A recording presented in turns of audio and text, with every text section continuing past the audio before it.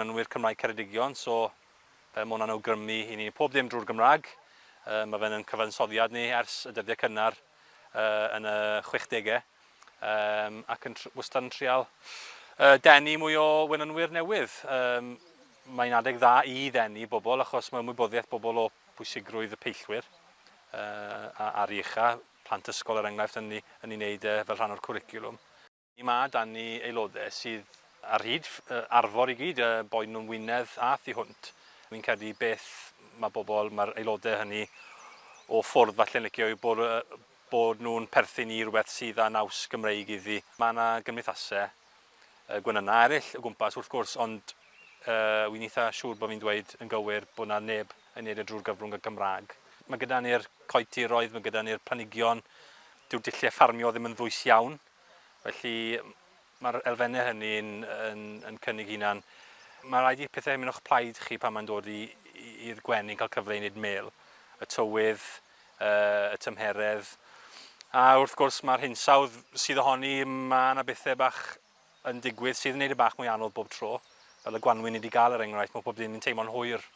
Felly sgil y gwenynwr wedyn yw trio cael pethau i fynd o blaid y gwenyn ar ddiwedd y dydd. Wel, dwi'n hoffi gwylio dad yn gwneud skider jobs.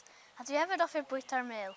So mae'n mor bwysig wedyn bod y to ifanc yn oedran ifanc yn cael y cyfle i drin a thrafod gwenyn. Maen nhw'n deall dipyn am gwenyn, maen nhw'n wneud yn yr ysgol. Ond beth maen nhw ddim bob tro'n cael yw'r profiad o bwy pennau yn y cwch gwenyn, gweld beth sy'n digwydd.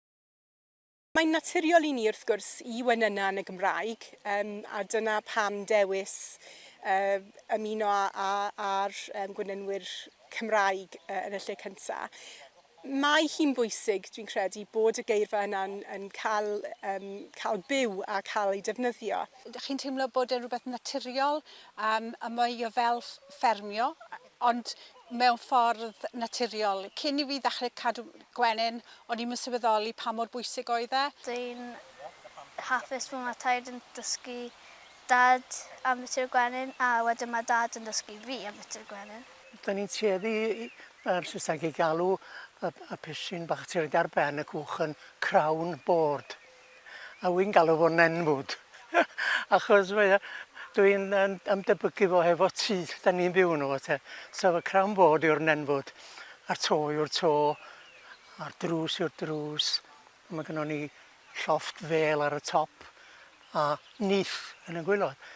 O'n i ddim yn gwybod y geiriau yna nes i fi ymuno efo'r gymdeithas yma 10-15 mlynedd nôl.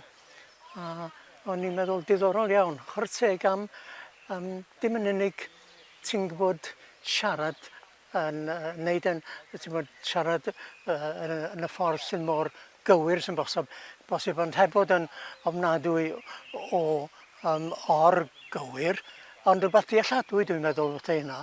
Ond bod ni fel bod angen, bod ni'n creu ambell iair yn hynna'n sydd yn ddealladwy, ynddo?